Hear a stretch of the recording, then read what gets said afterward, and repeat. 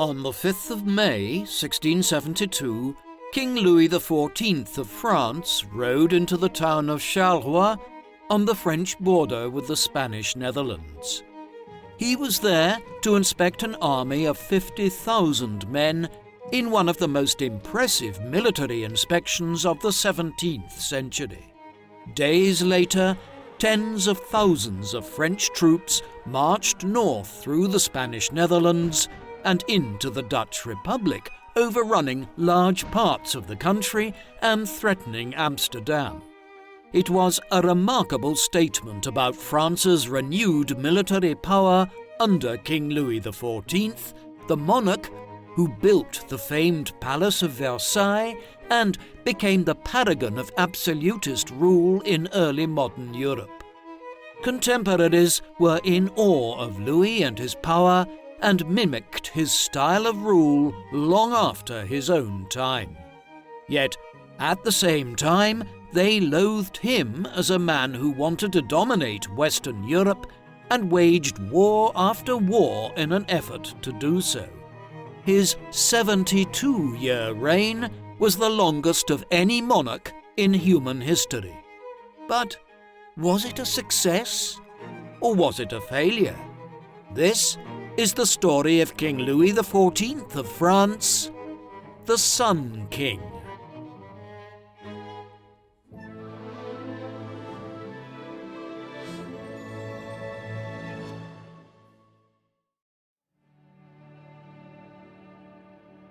The man known to history as King Louis XIV of France was born on the 5th of September 1638 in the Château de Saint-Germain-en-Laye, a royal palace to the west of the city of Paris.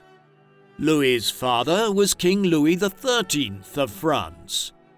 He had succeeded to the throne in 1610 when he was 8 years old, following the assassination of his father, King Henry IV. Henry was founder of the Royal House of Bourbon back in 1589. Louis had started to rule in his own right in the late 1610s after banishing his mother, Marie de' Medici of the powerful Italian aristocratic family, from court and eventually from France altogether. His reign was otherwise synonymous with the chief ministry of Cardinal Richelieu, the most powerful figure in France down to his death in 1642. The future Louis XIV's mother was Anne of Austria, a daughter of King Philip III of Spain and Margaret of Austria. The marriage was one of several entered into in the 16th and 17th centuries by the French royals with members of the Spanish and Austrian Habsburgs as they sought to use royal marriages to prevent future wars between France and Spain, generally with little success. Anne and Louis XIII's marriage took place in 1615 when they were both barely teenagers. It had been plagued by an unlucky natal history. Anne suffered multiple miscarriages in the 1620s and had surely resigned herself to never having children when, finally, Louis arrived as a healthy baby 23 years into their marriage. A second son, Philippe, Duke of Orléans, was born in 1640. Louis was born at a time when France was re-emerging as a powerful force in Europe. The kingdom's influence had waxed and waned over the centuries. Back in the early Middle Ages, France was the region which the great Carolingian Empire spread out from, with the Emperor Charlemagne ruling over France, Catalonia, the Low Countries, Germany, Austria, and northern Italy in the early 9th century. France was amongst the most powerful kingdoms of Europe in the High Middle Ages, yet it also had a problem of decentralization, with dukes and powerful lords of places like Burgundy, Brittany, and Normandy being virtually independent of the French kings. It was because of this lack of strong centralized kingship that King Edward III of England was able to challenge the French royal house of Valois for the French crown in the middle of the 14th century, the start of the 100 Years' War. Ultimately, the French bounced back, and in the 15th century they began to reassert control over all of France, aided by a civil war in England and the end of the Duchy of Burgundy in 1477. By the 1490s, the French were able to initiate a long-running war in Italy to challenge Spain's hegemonic power over the peninsula. It seemed as though the country had reascended as a major European power that could rival the Spanish and Austrian Habsburgs to become the preeminent power in Western Europe. And then, the Protestant Reformation began in 1517. France was an unusual case when it came to the spread of Protestantism. Typically, the new religion, which marketed itself as being more rational and reform-minded, was more popular in the cities and towns. In France, the opposite was true. Paris remained a staunchly Roman Catholic capital. Instead, Protestantism flourished in parts of the north, south, and southwest, often in rural areas. The French Wars of Religion began in 1562 as a result of the religious divisions and lasted for 36 years. In the course of these conflicts, the power of the monarchy collapsed again, while the royal house of Valois that had come to power back in the 14th century came to an end when King Henry III was assassinated by a Catholic fanatic, Jacques Clement, in 1589. The crown was then seized by Louis's grandfather, Henry of the House of Bourbon, who became King Henry IV. He was a substantial ruler and managed within a decade to bring the French Wars of Religion to an end by converting to Roman Catholicism himself and granting toleration to Protestants in tandem. Before he died in 1610, France was re-emerging as a power, while its great rival since the 1490s, Spain, was entering a period of pronounced decline as the massive amounts of silver bullion which it had been mining in the Americas began to dry up. Thus, there was a situation where the French crown was becoming strong again under Louis's grandfather and father, a process which would peak during Louis's long reign. This backdrop was important. It meant that France was already primed to reassert itself as a great European power when Louis came to the throne. His timing was fortuitous and would shape his life and reign. Louis's early life was certainly dramatic. When he was born, France was mired already in the 30 Years' War. This conflict had broken out in Bohemia, in what is now Czechia, in 1618, after predominantly Protestant nobility in Prague had revolted against attempts by the Austrian branch of the House of Habsburg to impose Roman Catholicism over them. The war soon spread around Central Europe and became the bloodiest of all wars of religion that ensued from the Protestant Reformation. Although it was a Catholic power, France supported the interventions of Protestant Denmark and Sweden in the conflict from 1625 onwards. Later, once the Swedish war effort faltered, the French became more directly involved. This French phase of the war was intensifying right around the time Louis was born. Hence, he grew up at a royal court where the war against the Austrians and Spanish was at the forefront of discussion. Then, all of a sudden, he became king, though he was hardly cognizant enough to realize the gravity of the situation. On the 14th of May, 1643, his father died from what is understood to have been tuberculosis at 41 years of age, making Louis, at 4.5 years, the new monarch. Unable to rule by himself, and with France mired in a major war against the Spanish and Austrian Habsburgs, the government was headed during the earliest years of Louis XIV's reign by Richelieu's successor as chief minister, Cardinal Mazarin. He managed to steer France successfully through the emergency brought about by the late king's death in wartime. France won a series of important victories in Central Europe in tandem with its German and Swedish allies, and in 1648, the Peace of Westphalia established the principle that no nation could interfere in the religious affairs of another. While this brought the wider 30 Years' War to an end, France remained individually at war with Spain, while the cost of financing the conflict was about to cause severe unrest in France. The ensuing events would shape Louis's political outlook for the rest of his life. The revolt, which began in France in 1648, is known as the Fronde, which is a French word for a sling or slingshot of the kind which protesters in Paris began using against officials, nobles, and royal soldiers during the unrest. It was actually more of a series of loosely interconnected popular protests and rebellions. At the heart of it all was heavy taxation to pay for the war and food shortages owing to the depleted state of agriculture across war-torn Europe.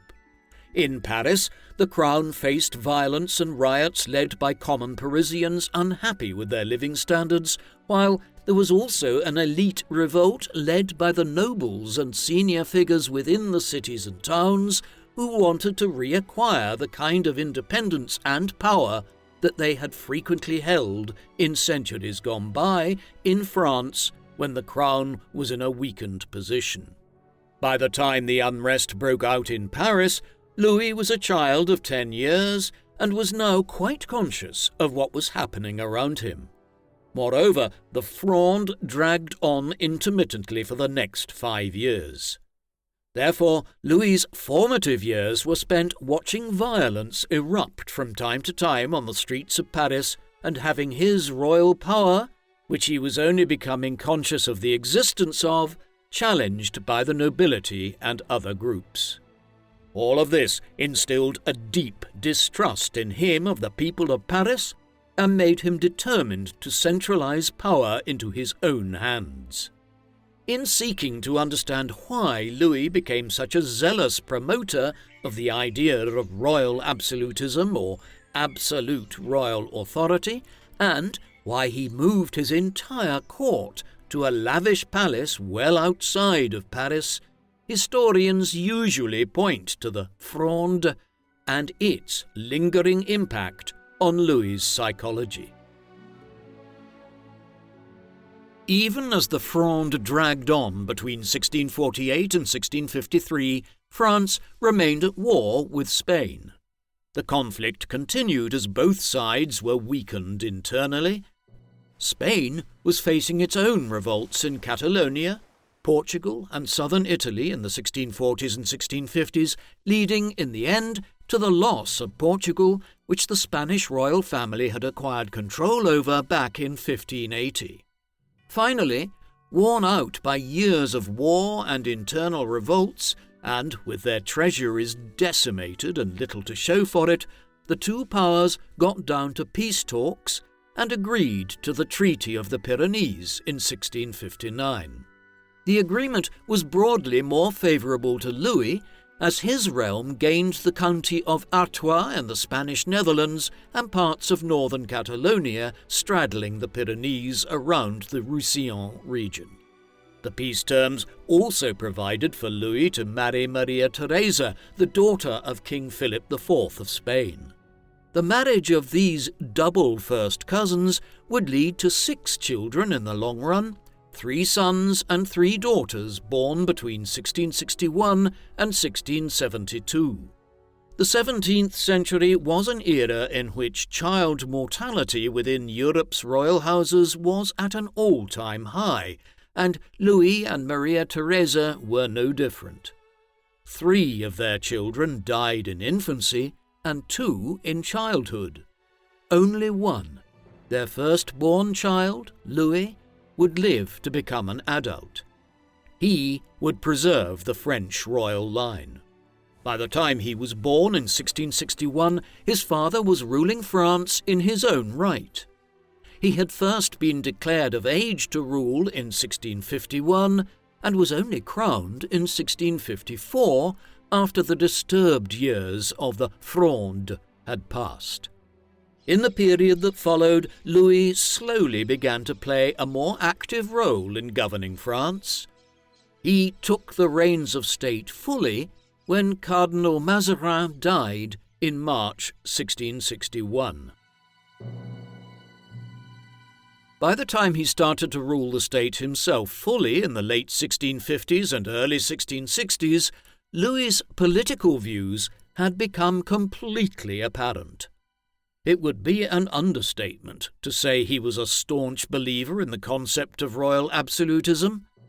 Royal absolutism is a concept that goes back to ancient times when there were debates about the kind of imperial or royal rule that should exist in an empire or kingdom.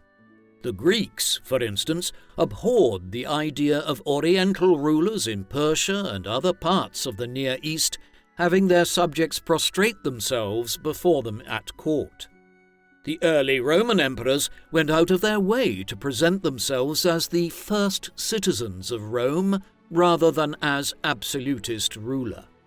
Kings in medieval Europe tried to balance their power with how the nobility and gentry viewed them because they needed their support and taxes to maintain their governments. Royal absolutism, as it emerged in late medieval and early modern times, was the doctrine that kings should try to acquire as much power as humanly possible. They should undermine the independence of their nobles and increase their tax base and income so they did not have to summon any parliaments, or as few as possible. Instead, money would come in through customs duties on trade and various other mechanisms, and the king governed with a small cohort of ministers who were loyal exclusively to him. Louis was a great fan of this concept, and he would become the paragon of royal absolutism in early modern Europe. For instance, during 72 years on the throne, Louis never convened a parliament in France. Instead, he fell back on taxes like the gabelle, a heavy tax on salt in France that brought in decent revenue. Elsewhere, Louis intimidated the aristocracy and other groups in societies and ensured that power flowed from him and no one else. Most historians are clear about his psychology. For Louis, there would never be another Fronde, never a series of civil wars like the War of Religion. Louis would rule France instead with an iron fist. The greatest expression of Louis's royal absolutism was the construction of the Palace of Versailles. This was erected on the site of a royal hunting lodge to the southwest of Paris. For centuries, the French royals had lived in central Paris along the banks of the River Seine at royal abodes like the Louvre and the Tuileries Palace. Now, Louis intended to move the court away from the city where he had witnessed such violent opposition to the crown during his youth at the height of the Fronde. Work on a great palace that would eclipse every other one across Europe began at Versailles in 1661. Louis employed the acclaimed classical Baroque architect Louis Lavaux to design the building and complex. It would take 20 years to erect a palace that consisted of 3 great arms, the central palace, and 2 immense wings. Within these were approximately 2,300 rooms, with the most elite apartments on the right wing reserved for the royal family and attendant staff. A huge courtyard was in front of the main palace to accommodate the constant traffic of carriages and wagons, nobles and staff once the court moved to Versailles in 1682. Almost as impressive were the acres of lavish gardens laid out by the French landscape architect André Le Nôtre. Throughout, fountains, statues, groves of trees, grottos, and even a zoo adorned the grounds. Unsurprisingly, given the sheer amount of staff needed to serve the needs of the court and maintain the enormous complex, the nearby village of Versailles would soon grow into one of the largest towns in France in its own right. Here was an immense statement of Louis's royal power and the magnificence of the French court. Louis might have aspired to become the paragon of an absolutist monarch, but he had no inclination towards running the minutiae of government on a day-to-day basis. Therefore, as with his minority when Mazarin had headed up the government, and during his father's reign when Cardinal Richelieu had overseen the management of state affairs, Louis appointed a chief minister to succeed Mazarin in 1661. This was Jean-Baptiste Colbert. Colbert would never hold the same level of power as Richelieu or Mazarin had. Louis made sure of this. What he did acquire was almost complete control over economic policy. At a time when government still understood very little about economic theory, Colbert was viewed as an economic powerhouse with his own ideological vision for the French economy. This was mercantilist in line with prevailing economic views at the time that said there was a limited amount of trade in the world and each state had to try to capture as much of the pie as they could get. Although mercantilism would eventually be discredited in the 18th and 19th centuries, elements of Colbert's economic strategy continue to be admired by economic historians. He aggressively expanded French overseas trade and grew the merchant navy to try to rival the English and Dutch, who controlled virtually all of the trade in the North Sea and North Atlantic in the middle of the 17th century. He also reformed the guild system and tried to establish new proto-industries in order to boost the French economy. Ultimately, this was extremely important in the development of Louis's royal absolutism. His coffers started to swell with new money, without which projects like the construction of Versailles would have stalled, and Louis would have been more beholden to his nobles and the church for alternative sources of income. While Colbert oversaw economic policy, Louis played a greater role in other elements of his domestic policy in the 1660s and 1670s. He expanded what was known as the intendant system, a kind of early modern civil service that promoted regional officials to oversee elements of administration in the provinces. This was important in providing Louis with the freedom to govern without relying too extensively on the nobles, while the intendants also played a role in expanding and reforming the army in the 1660s in preparation for the wars which Louis intended to fight against Spain and the Dutch Republic. He also exercised greater control over the courts and the judiciary. In 1667, the Code Louis was passed to standardize criminal law throughout France, an important development in a country which, because of its medieval legacy of decentralized power, had many different regional laws operating. These laws were also groundbreaking in ordering that local parish registers should be copied out so that there were duplicate copies of records like baptisms, marriages, and deaths. This is the basis of civil registration, the idea that people should be recorded at the time of their birth and death as citizens of a state. We take this for granted today, but it is a modern innovation and would not be introduced into Britain, for instance, until 1837.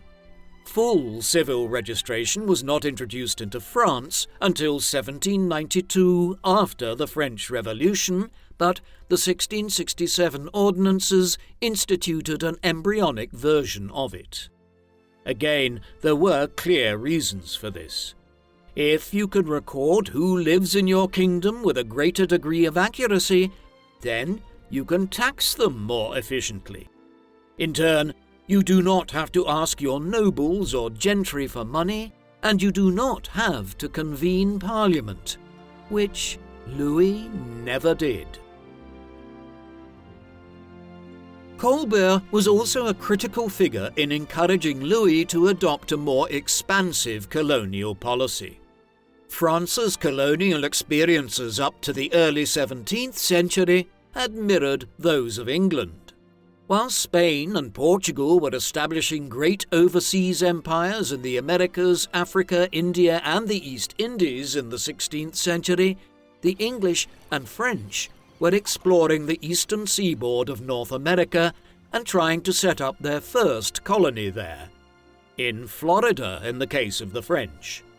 Eventually, the French had established a permanent colony at Quebec in Canada in 1608, a year after the English founded Jamestown in Virginia as their first permanent colony in the region.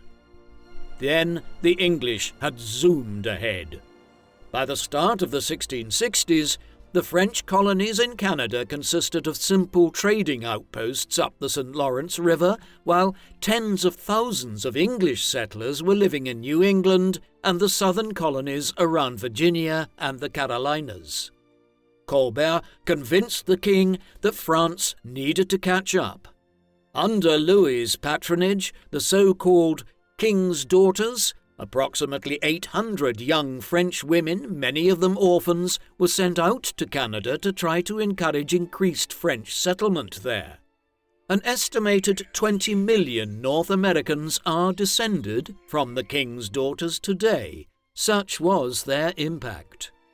To promote trade with Asia, the French East India Company was founded in 1664 to emulate the successes of the English and Dutch East India Companies that had been established in 1600 and 1602.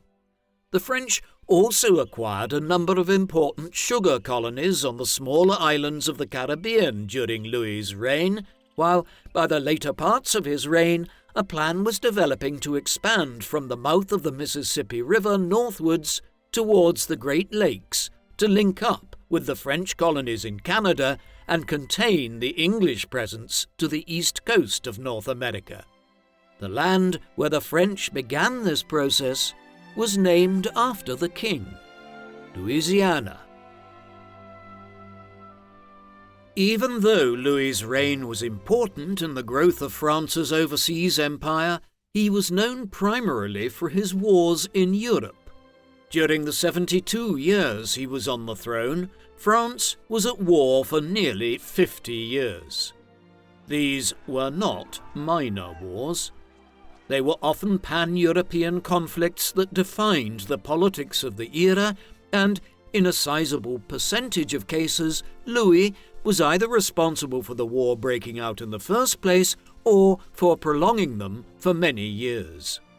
Before exploring these wars and how Louis either instigated them or allowed them to drag on, it is worth briefly assessing what his broad foreign policy goals were. The borders of Europe's countries were different in medieval and early modern times. They constantly shifted, and military might made right when it came to claiming land. Louis wanted to extend France's borders, and he perceived that there were geographical boundaries that the country should be extended towards. For instance, in the south, the Pyrenees were an obvious natural boundary with Spain, and the Alps with Italy. The great geographical feature to the east of France was the River Rhine. Louis wanted to extend his realm to the river, which would mean conquering the Spanish Netherlands, what is now Belgium, northeastern France and Luxembourg, many of the German principalities on the west bank of the Rhine, and parts of the Dutch Republic. Thus, A huge part of his foreign policy, especially in the 1660s and 1670s, was focused on trying to expand France east and northeast to the River Rhine. The War of Devolution is typically viewed as Louis's first major war.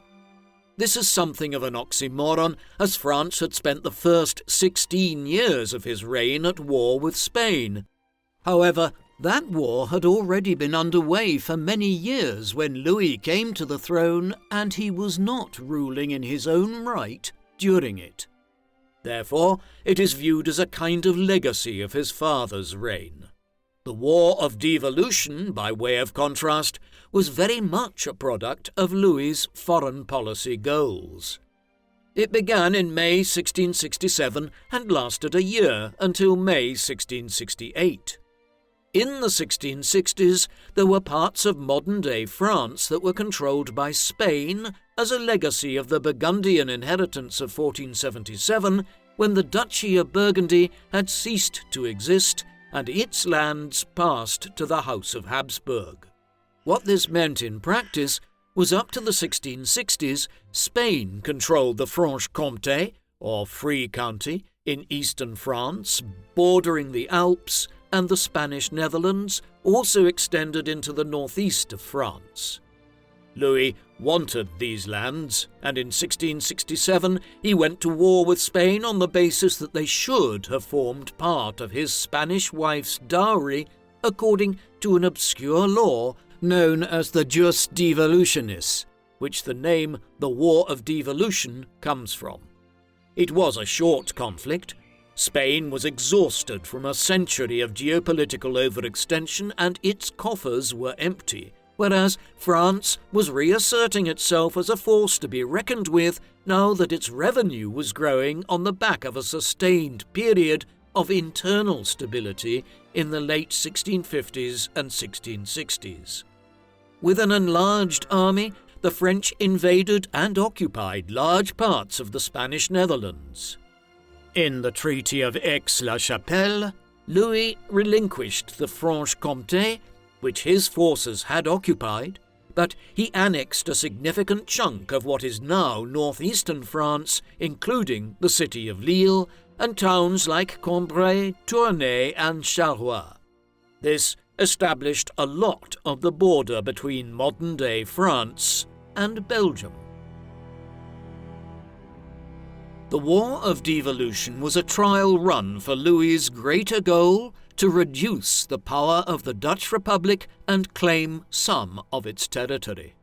The Dutch provinces like Holland and Zeeland had also once formed part of the Spanish Netherlands, but they had secured their independence from the Spanish in a long-running war from 1568 onwards, the 80 Years' War. As soon as the War of Devolution ended, Louis began preparing for conflict with the Dutch. For instance, he began paying a secret pension to King Charles II of England to ensure English aid during the conflict. Then, on the 6th of April 1672, he declared war on the Dutch. What followed was amongst the most striking military campaigns in early modern Europe. The French completely overran the southern provinces of the Dutch Republic in May and June and advanced on Amsterdam. In response, the Dutch intentionally burst some of their artificial dams that kept the low-lying country above water, flooding much of the Netherlands in a desperate effort to slow the French advance.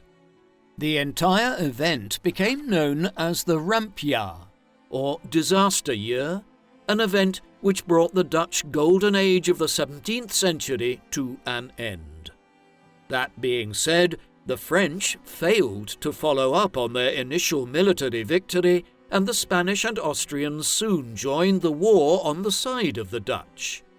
In a bid to contain French expansion, the English even switched sides. Thus, the Franco-Dutch War that had started so well for Louis turned into a long and bitter affair that dragged on for 6 years. Through the Treaty of Nijmegen of 1678, he did make further territorial gains, primarily at the expense of the Spanish again rather than the Dutch. For instance, the Franche-Comté was annexed by the French along with a few further pockets of land in the northeast. Through these wars, Louis had brought France close to where its modern-day borders now lie. The final year of the war was one of growing intrigue at home in France itself and especially at the royal court. In 1677, the long-running Affair of the Poisons began. There had been rumours of senior nobles and officials dying under mysterious circumstances in France going back to the early 1670s.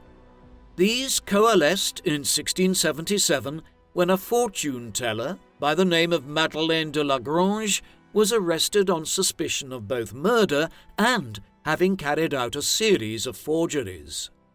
In a chain of events reminiscent of a witch trial, a single accusation soon led to further accusations. De Lagrange claimed she had information about other high-profile poisonings involving people at Louis's court. Accusation after accusation followed. Soon, dozens of people were implicated, including nobles with close ties to the king. It was not simply poisonings. There were a whole host of claims about circles of individuals engaged in witchcraft and black magic. The allegations even included some of Louis's mistresses. The affair of the poisons would ultimately drag on for 5 full years. By the time it came to an end in 1682, hundreds of people had been arrested and questioned. Many were found guilty of crimes which in a great number of instances must have been entirely false, and 36 people were ultimately executed. Dozens more were banished from Louis's court or from France altogether.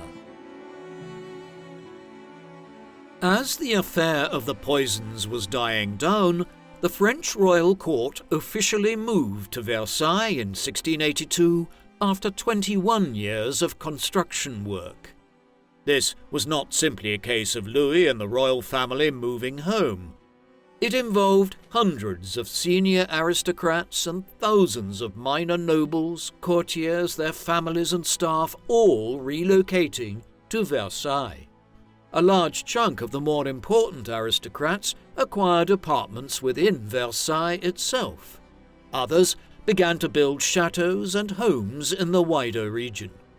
Then there followed tens of thousands of additional staff who were needed to do everything from baking bread to travelling from the town of Versailles every day to the palace to clean linen, wait on the nobility, or attend to the king and his family.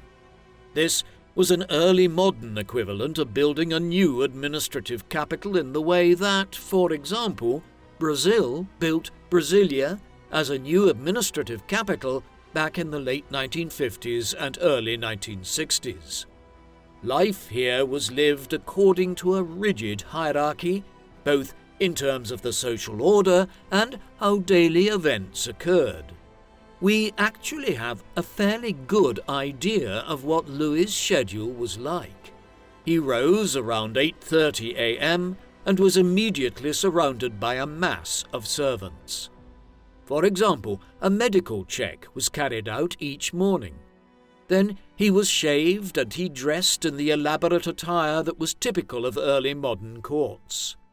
Following a light breakfast, he paraded through the famous Hall of Mirrors, a symbolic movement in the mornings which marked the court springing into action as the king became publicly visible.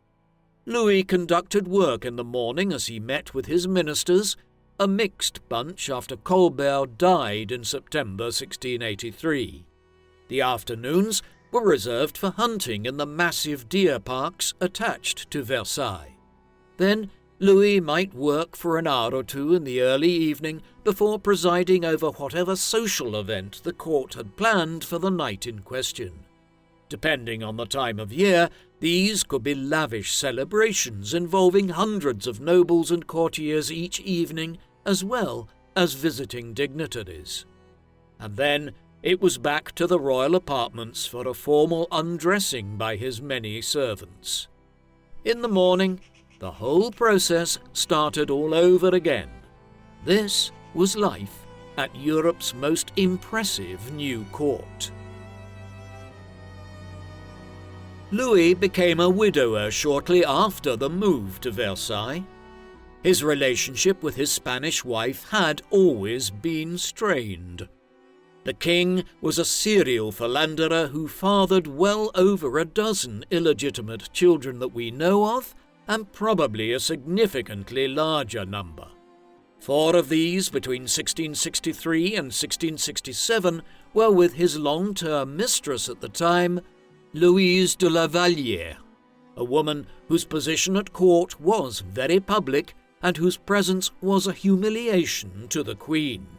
Françoise Athénée, the Marquise de Montespan, followed as a mistress in the 1670s, while Louis also developed relationships with several of the Mancini sisters, members of a prominent Roman aristocratic family who had relocated to the French court on the back of the patronage of their cousin, Cardinal Mazarin, in the 1650s.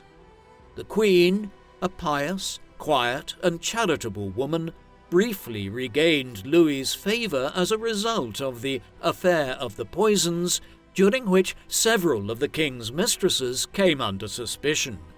It was a brief return to the centre of court life, though. In the summer of 1683, as the court was finally getting into the swing of life at Versailles, her health declined dramatically, and she died on the 30th of July from complications from an abscess. Within only a few months, Louis remarried. However, his union with Françoise d'Aubigné, Marquise de Maintenon, was secretive. We cannot even be sure when the marriage vows were exchanged, and she never officially became the Queen.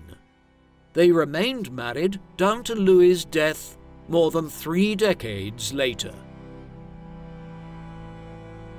This part of his reign in the early to mid-1680s was notable for the manner in which Louis cracked down on religious toleration in France.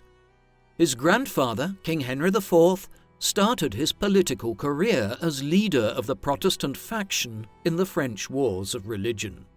When the royal house of Valois came to a sudden end with the assassination of King Henry III in 1589, Henry of Bourbon claimed the throne and converted to Roman Catholicism so that he could secure the support of France's Catholics and bring the religious wars to an end, famously proclaiming that Paris is well worth a mass.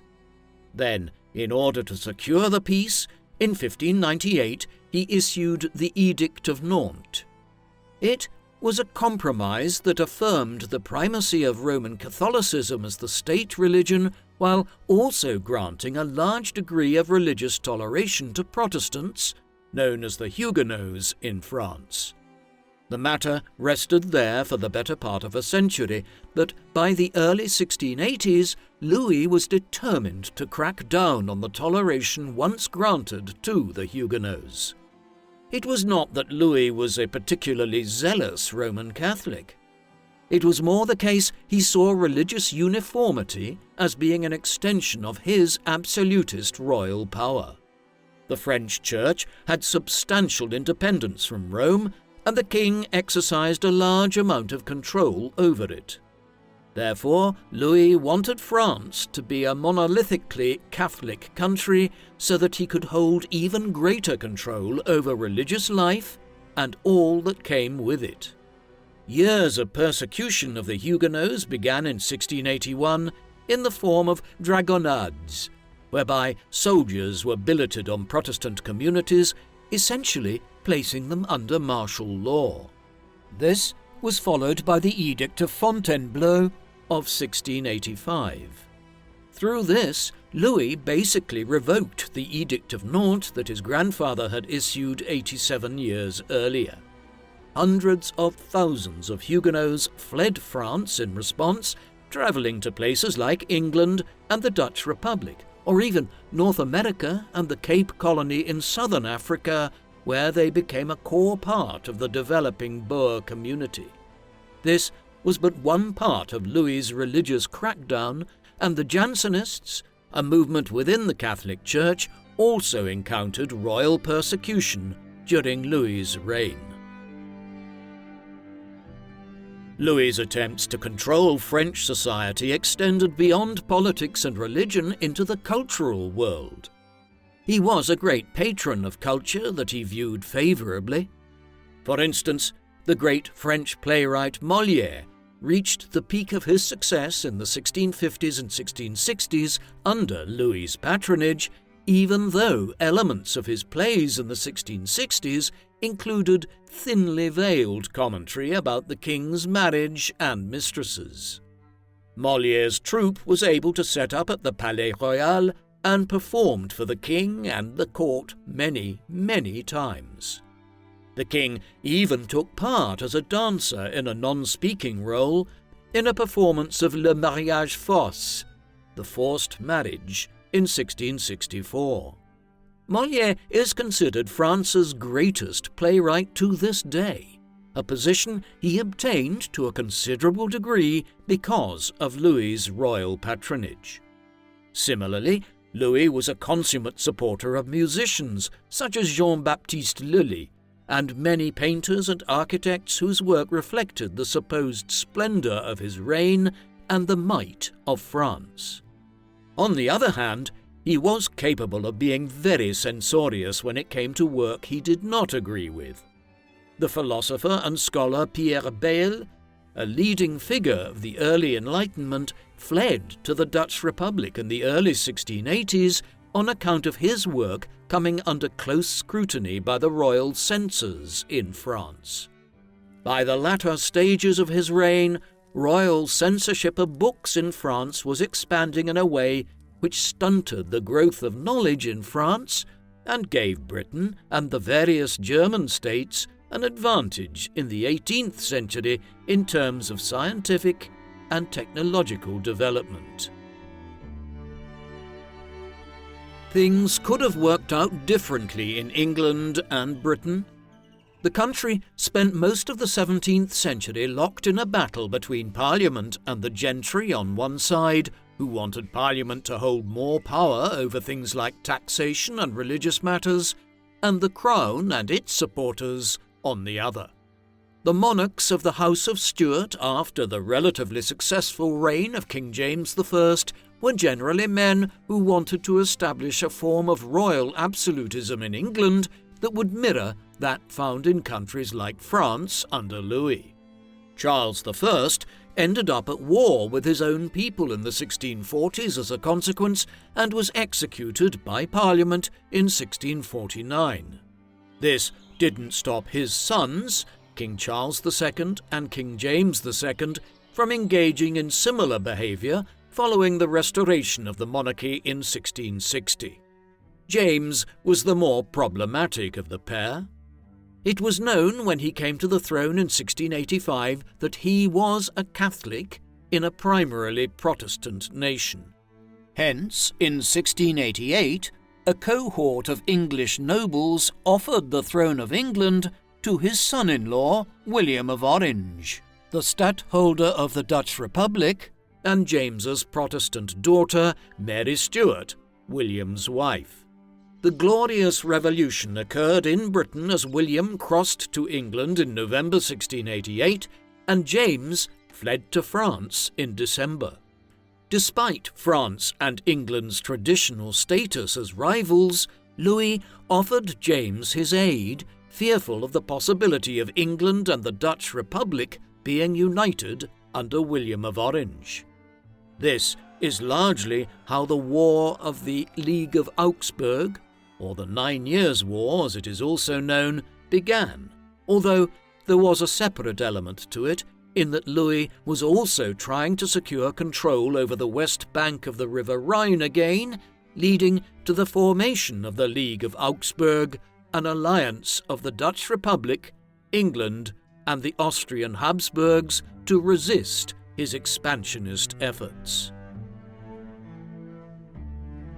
Louis was entering his 50s when the War of the League of Augsburg broke out, and he delegated large parts of the oversight of the war to his ministers and generals, where previously he had campaigned on the front himself, notably in the Low Countries against the Dutch during the Rampjahr of 1672. Instead, he now sent his son and heir, Louis, the Grand Dauphin, as his representative on the front in Western Germany. He did so with the advice to show Europe what the heir to the French throne was made of. The prince did take part in several engagements, but he did not distinguish himself. Indeed, the king's son was a constant disappointment to him, an heir who was lazy and indolent according to contemporaries, and would not have made a great ruler. From Versailles, Louis XIV was managing campaigns on multiple fronts around Europe as part of the war. For instance, he provided an extensive expeditionary force to aid James II in travelling to Ireland and attempting to reclaim his throne by building up a base amongst his Catholic supporters there. The Williamite War, as a distinct conflict within the 9 Years' War, failed, and James II ended up living out the rest of his life in exile in France, with the French court of Louis XIV and his successors becoming a constant source of Catholic intrigue against Protestant Britain well into the 18th century. Meanwhile, the wider War of the League of Augsburg descended into the same kind of stalemate that so many other wars in early modern Europe had. The Peace of Ryswick was signed in 1697. It tacitly meant that Europe accepted William of Orange as the King of England, while the French were compensated with some territories, again at the expense of Spain, acquiring the province of Alsace along the modern-day Franco-German border and some colonies in the Caribbean, including the western half of the island of Hispaniola that would later become Haiti. The War of the League of Augsburg cast into sharp relief how loathed Louis was across Europe. The war had pitted a huge alliance of the English, Scots, Dutch, Danes, Spanish, Austrians and Savoyards against France, and a ragtag collection of supporters of James II in Ireland and a few other piecemeal allies. It was a sign of how committed Europe was to preventing the expansionist designs that Louis had held, going all the way back to the War of Devolution in 1667. Nevertheless, this was a love-hate relationship. Europe's rulers might have constantly tried to stop Louis's expansionist aims, but they revered the power he held and the nature of French royal absolutism. The Sun King, as he liked to portray himself, was mimicked across the continent by rulers like Peter the Great of Russia, Leopold I and Charles VI of Austria, and the kings of Prussia in the 18th century. The court culture of France was aspired towards, and rulers began to build immense palaces like the Schönbrunn Palace in Vienna, where rulers, nobles and courtiers dressed in imitation of the French at Versailles and spoke French as the civilized lingua franca of the continent. Louis was hated and admired in equal measure. Although he continued to depict himself as God's representative sent to rule France and a parallel of the sun god, in reality, Louis was a human being that was getting older. He suffered health complications as he did. It must be remembered that this was an era of limited medical knowledge, although the medical revolution was starting and things like the first vaccines would appear a century later. It would be more than 200 years, though, before antibiotics and treatments of that kind were discovered. Therefore, when Louis developed an anal fistula in the 1680s, there was little that could initially be done to treat a painful condition that was common in early modern Europe. Treatment of this using a red-hot iron probably made the condition worse.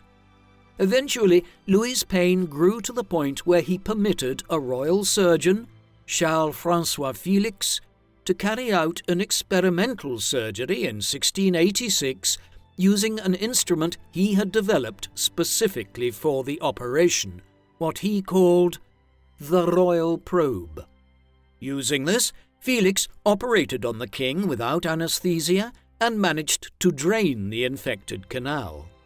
It is little known about today, though it was considered to be the most famous piece of surgery carried out anywhere in Europe in Louis's day, in large part because infection was common enough at the time that the king could quite easily have lost his life because of the surgery. These issues aside, Louis remained an energetic king into his 50s and 60s. His later reign was concerned with a single issue, the succession to the throne of Spain. King Charles II had succeeded to the Spanish throne as a child back in 1665. He was plagued by a catalogue of health conditions that probably stemmed from hydrocephalus and ultimately 2 centuries of severe inbreeding within the Austrian and Spanish Habsburgs. Although he married twice, he failed to have any children. Indeed, it was considered to be a borderline miracle that he survived well into his adult years, living in the end until his death on the 1st of November 1700 at 38 years of age. Long before this, the governments of Europe had begun deliberating on who would succeed him, as, without any children, the direct male line of the Spanish branch of the House of Habsburg was set to die out. The most obvious resolution was for a member of the Austrian branch of the Habsburgs to succeed Charles. Yet Louis was determined to try to place a French candidate on the Spanish throne on the basis that his son and grandchildren, via his marriage to Maria Theresa of Spain, were descended from King Philip IV of Spain, Charles II's immediate predecessor. The issue had not been addressed through the Peace of Ryswyck of 1697 and remained unresolved when Charles died in 1700. That was when Europe learned that rather than a straightforward succession of a different branch of the Habsburgs in Madrid, Charles had named his French cousin, Philip, the second son of the Grand Dauphin, from his marriage to Maria Anna Victoria of Bavaria, as his heir. Thus did Europe watch with horror as Louis XIV's younger grandson became King Philip V of Spain. In the process, the whole balance of power in Europe was threatened and a new Grand Alliance was formed against Louis and the French. The War of the Spanish Succession erupted in March 1701 as the Austrian Habsburgs, England, the Dutch and pro-Austrian elements within Spain went to war with France, Spain and Bavaria. The War of the Spanish Succession was the bloodiest conflict Europe had seen since the 30 Years' War that Louis had been born and grew up during. Numerous additional European powers joined the fighting in the course of it, notably Prussia, Portugal and Savoy on the side of the anti-French alliance. It was a typical early modern European conflict, with a few years of intense fighting at the start, leading to famous engagements like the Battle of Blenheim in Bavaria on the 13th of August 1704. Thereafter, as each power ran up against financial and logistical constraints in an age before mass military conscription, the fighting died down. with piracy in the Caribbean and extensive fighting between the French and British in North America becoming key issues that presaged 2 centuries of colonial rivalry between the two powers. In the end, all sides agreed to compromise after they were worn down by the war. Philip V was accepted by the Austrians, British, Dutch and their allies as the King of Spain in line with Charles II's last wishes. However, under the terms of the Peace of Utrecht that was negotiated through several treaties in 1713 and 1714, it was stipulated that the same member of the French royal family would never be allowed to rule France and Spain together. Therefore, the House of Bourbon replaced the House of Habsburg as the royal lineage of Spain, but the two kingdoms would never be unified. Austria was compensated by receiving the Spanish Netherlands around modern-day Belgium, as well as most of Spain's territories in Italy, such as the Duchy of Milan, while Britain acquired Gibraltar, Minorca, parts of Newfoundland and the Arciento, the right to trade slaves from Africa into the vast Spanish Empire in the Americas.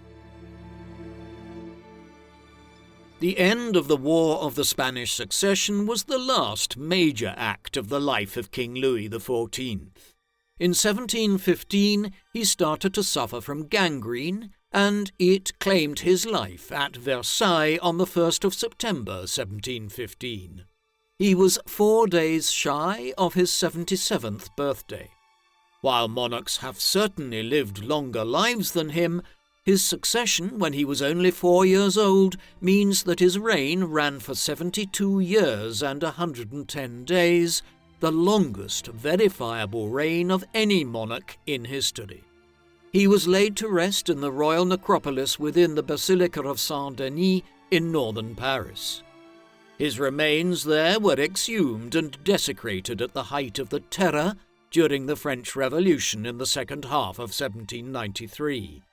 A bizarre story that his mummified heart ended up in England and was accidentally eaten by the English theologian and geologist William Buckland in the middle of the 19th century has never been fully verified and may well be an urban myth.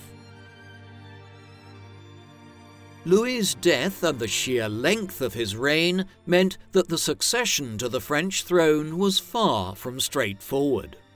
Until 1711, his eldest son, Louis, from his marriage to Maria Theresa, known as the Grand Dauphin, the Great Prince, had been the heir to the throne. Smallpox claimed his life in April that year.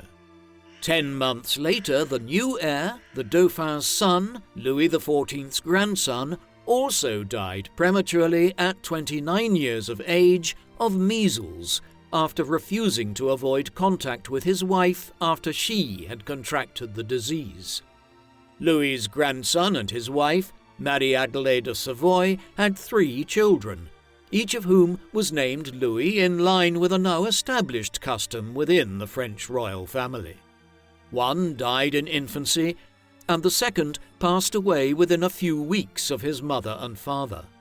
Therefore, it was their third and only surviving son who now became the heir to the throne in 1712.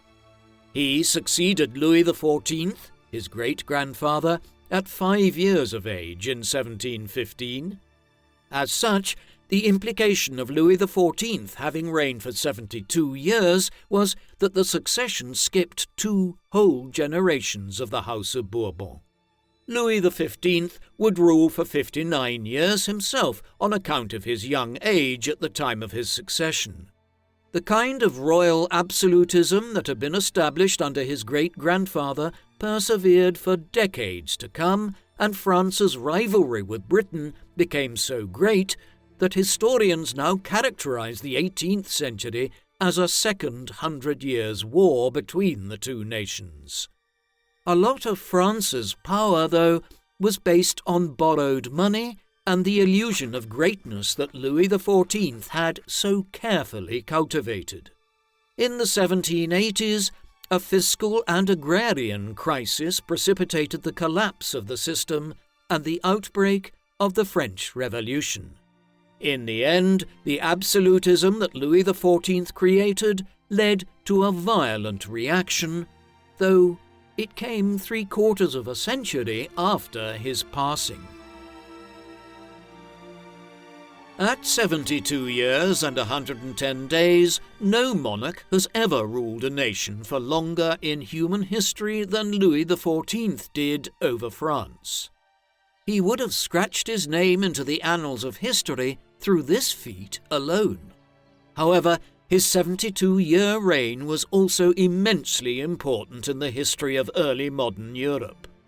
Louis rose to the throne when French royal power was growing again after centuries of decentralization and civil war, notably the long French wars of religion between 1562 and 1598.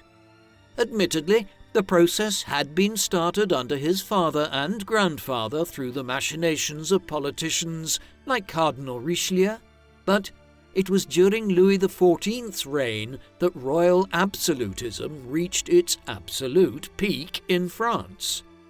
Louis identified with the sun god and depicted himself unequivocally as God's representative on earth sent to rule France and also the centre of all state power. His line, "L'État, c'est moi," I am the state, has become famous as an expression of royal absolutism. Louis's policies reflected his view of himself as the centre of all power in France, whether it was the construction of a vast new palace complex at Versailles outside Paris, so that his court no longer had to live among the common people of the capital, or his many, many wars against the Dutch Republic, the English and Austrians. Louis did not achieve his goal of extending France to the River Rhine, yet he did extend France's borders in the northeast, east and south in ways which are reflected in France's geography to this day.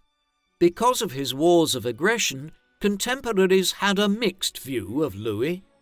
He was reviled by many European governments, especially in London and Amsterdam. Elsewhere, though, in capitals like Vienna, Madrid, Berlin and St. Petersburg, where absolutist monarchies prevailed in the 18th century, Louis XIV was the absolutist monarch par excellence, the king to whom all others looked up, while French court culture, as it existed at Versailles, was emulated across Europe for 100 years. Many of Louis's projects failed spectacularly, but there is no denying that he shaped the history of 17th and early 18th century Europe to a greater extent than almost any person during his time. Few kings have ever held as much power as he did. What do you think of King Louis XIV? Was he really a magnificent ruler who managed to turn France back into a great European power after a century of instability and disorder? Or was it all a mirage based on borrowed money and failed wars? Please, let us know in the comment section. And in the meantime, thank you very much for watching.